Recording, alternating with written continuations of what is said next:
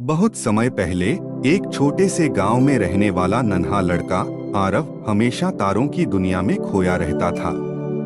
उसकी आंखें हर रात आसमान की ओर देखती और वह सोचता, क्या इन तारों के पार भी कोई दुनिया है। एक दिन उसने गांव के पुराने ग्रंथों में एक रहस्यमय किताब पाई। किताब में लिखा था कि एक अनोखी दुनिया सृष्टिवलोक केवल उन्हीं को दिखाई देती है जो सच्चे मन से उसकी खोज करना चाहते हैं। आरव की जिज्ञासा बढ़ गई। किताब में सृष्टिवलोक तक पहुंचने के लिए एक विशेष मंत्र लिखा था। उसे यह भी बताया गया कि मंत्र केवल तभी काम करेगा जब कोई अपनी पूरी आत्मा के साथ सच्चाई और शांति की तलाश करे। आरव ने मंत्र को गुनगुनाते हुए अपनी आंखें बंद कर लीं। अचानक उसे महसूस हुआ कि वह हवा में तैर रहा है। जब उसने अपनी आंखें खोलीं, तो वह एक बिल्कुल नई दुनिया में था। चारों ओर चमचमाते पेड़ थे, जिनके पत्ते सोने की तरह दमक रहे थे। आकाश में इंद्रधनुष के रंगों से झिलमिलाते पक्षी उड़ रहे थे। नदी का पानी क्रिस्टल की तरह साफ था और उसमें तैरती मछलियां ऐसे चमक रही थीं मानो वे हीरे हों। आरव ने महसूस किया कि यह दुनिया किसी जादू से कम नहीं थी। यहाँ के लोग, जिन्हें सृष्टिजन कहा जाता था, बेहद शांत और खुशमिजाज थे। उनकी आंखों में चमक थी और उनके दिल में कोई लालच या ईर्ष्या नहीं थी। वे प्रकृति से जुड़कर रहते थे और हर चीज का सम्मान करते थे। सृष्टिजन ने आरव का स्वागत किया और उसे अपने गांव ले गए। वहां उसने देखा कि सभी लोग मिलजुल कर काम करते हैं। वहां कोई राजा या रानी नहीं थी, बल्कि सभी समान थे। हर कोई अपनी क्षमता के अनुसार योगदान देता था। वहां के खेतों में अन्न उगाने से लेकर जादुई फूलों से दवाएं बनाने तक हर कार्य में एक संतुलन था। आरव ने देखा कि सृष्टिजन के पास एक अद्भुत शक्ति थी। वे अपने मन की शक्ति से पेड़ उगा सकते थे, बारिश बुला सकते थे और यहाँ तक कि हवा में तैर सकते थे। लेकिन यह शक्ति केवल उन्हीं को मिलती थी जो अपने मन और दिल को पवित्र रखते थे।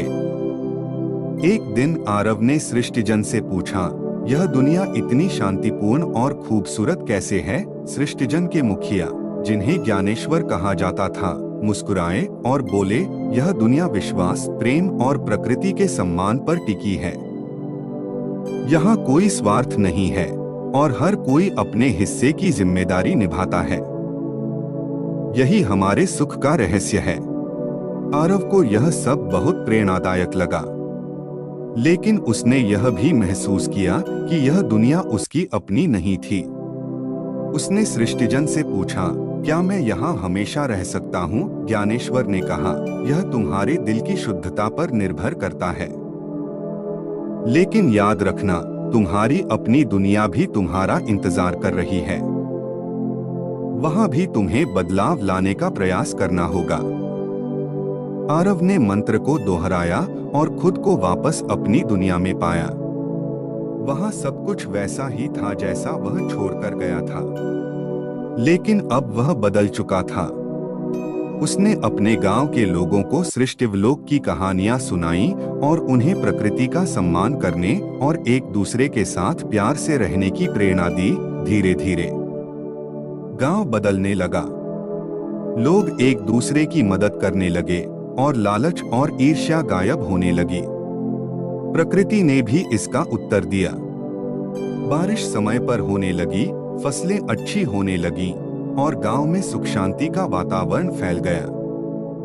आरव ने सृष्टिवलोक को कभी नहीं भुलाया। वह जानता था कि यह दुनिया उसकी प्रेरणा थी। उसने समझ लिया था कि सृष्टिवलोक केवल एक स्थान नहीं था, बल्कि यह एक भावना थी जो हर दिल में बस सकती थी। और इस तरह आरव की यात्रा ने एक छोटे से गांव को सृष्टिवलोक की तरह शांतिपूर्ण और खूबसूरत बना दिया। वह जानता था कि यह केवल शुरुआत थी और आगे भी उसे ऐसे ही बदलाव लाने की कोशिश करनी थी। सृष्टिवलोक वह जगह नहीं, बल्कि वह सोच है जो दुनिया को बदलने की ताकत रखती है। आरव ने सोचा कि वह अपनी दुनिया में जाकर सृष्टिवलोक की सीखों को फैलाएगा। उसने सृष्टिजन से विदा ली, लेकिन वे उसे खाली हाथ जाने नहीं देना चाहते थे। उन्होंने उसे एक चमचमाती क्रिस्टल दी जो सच्चाई और शांति का प्रतीक थी। यह क्रिस्टल तुम्हें तब मार्ग दिखाएगी जब तुम्हारा दिल दुविधा में होगा, ज्ञानेश्वर ने कहा। स्टोरी अच्छी लगी हो तो चैनल को लाइक, सब्सक्राइब, शेयर जरूर करें। धन्यवाद।